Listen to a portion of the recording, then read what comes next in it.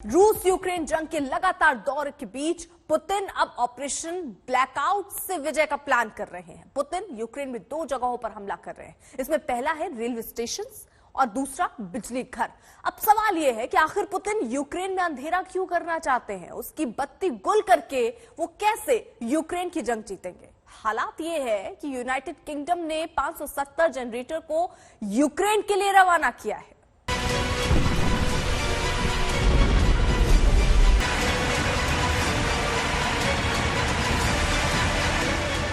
Ukraine में रूस अनाज के गोदाम तबाह कर रहा है। रूसी मिसाइल यूक्रेन के रॉकेट बैटरी सिस्टम को निशाना बना रही है। युद्ध में रूस यूक्रेन के केमिकल प्लांट को टारगेट कर रहा है। पुतिन यूक्रेन में चलते फिरते पुल पर भी हमला कर रहे हैं।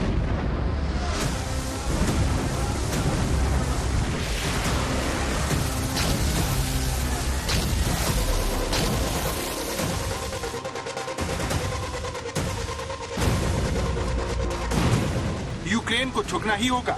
इस प्लान पर रूस की सेना ने काम करना शुरू भी कर दिया है। ये रहा उसका सबूत।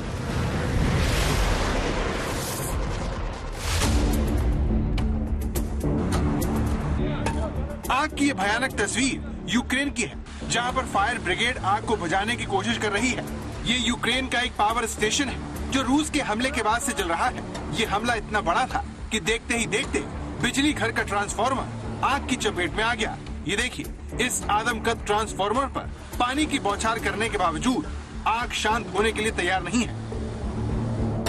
अब यूक्रेन के एक और शहर चलिए, जहां पर एक रेलवे स्टेशन पर रूस के हमले की वजह से तबाही मच गई। तस्वीर में आप देख सकते हैं कि रेलवे स्टेशन के अंदर से काला धुआं निकल रहा है।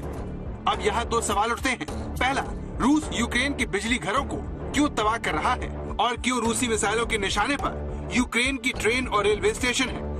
रूस ने खार्किव के अम्यूजमेंट पार्क में जमकर बम बरसाए, जिसमें ये रहा उसका प्ले एरिया, जहां कभी खार्किव शहर के बच्चे खेलने के लिए आते थे। लेकिन रूस ने इस जगह बम गिराकर उसे तबाह कर दिया। गनीमत ये रही कि हमले के वक्त यहाँ कोई बच्चा मौजूद नहीं था, वरना एक बहुत बड़ा हादसा हो जाता। रूस के रक्षा मंत्री ने नाटो देशों को सीधी धमकी देते हुए कहा कि अगर उन्होंने यूक्रेन को हथियार सप्लाई किए तो अब रूस उन गाड़ियों पर हमला करेगा जिनमें ये हथियार ले जाए जा रहे होंगे। ये कोई पहली बार नहीं है जब रूस की तरफ से नाटो को चेतावनी दी गई हो। इससे पहले भी राष्ट्रपति व्लादिमीर पुतिन भी नाटो को इस युद्ध से दूर रहने की नसीहत दे चुके हैं। लेकिन अमेरिका और नाटो ये बात मानने को तैयार नहीं है और उसकी तरफ से लगातार हथियारों की सप्लाई यूक्रेन को हो रही है। ये दुनिया की सबसे ताकतवर होवित्जर तोप है, जिसे अमेरिकी सेना खास तौर से यूक्रेन को देने के लिए विमान में लोड कर रही है।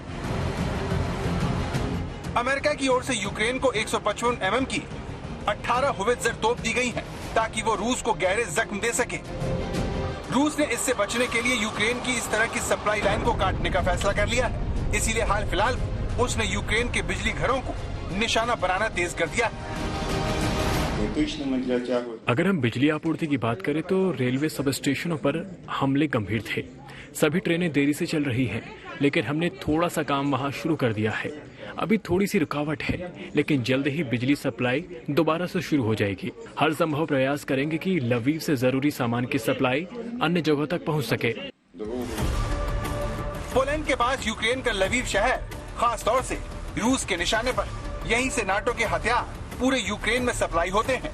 इस गेटवे को बंद करने के लिए रूस जुट चुका है और वो अब तक पूर्वी यूक्रेन के 6 रेलवे स्टेशनों को निशाना बना चुका है। यूक्रेन के रक्षा मंत्रालय का कहना है कि रूस ने हाल ही में 40 सैन्य ठिकानों पर भी हमला किया है, जिसमें 4 वो डिपो हैं जहां यूक्रेनी सेना के हथियारों का जखीरा रखा हुआ है। आर्टिलरी यूनिट ने 32 कमांड पोस्ट, 5 गोला बारूद डिपो, 403 ऐसी जगहों पर उनका दबदबा है जहां पर सैनिक और सेना से जुड़ा सामान है। इसके साथ ही यूक्रेन की 51 आर्टिलरी जगहों पर हमले हुए हैं। करीब 600 नागरिकों और 61 हथियारों की यूनिट और सैन्य सामान नष्ट हुए हैं। रेलवे स्टेशन के अलावा रूस के निशाने पर यूक्रेन के हाईवे भी है, जिसे तबाह करके रूस की कोशिश हथियारों की सप्लाई रोककर यूक्रेन को कमजोर करके उसे झुकाने की।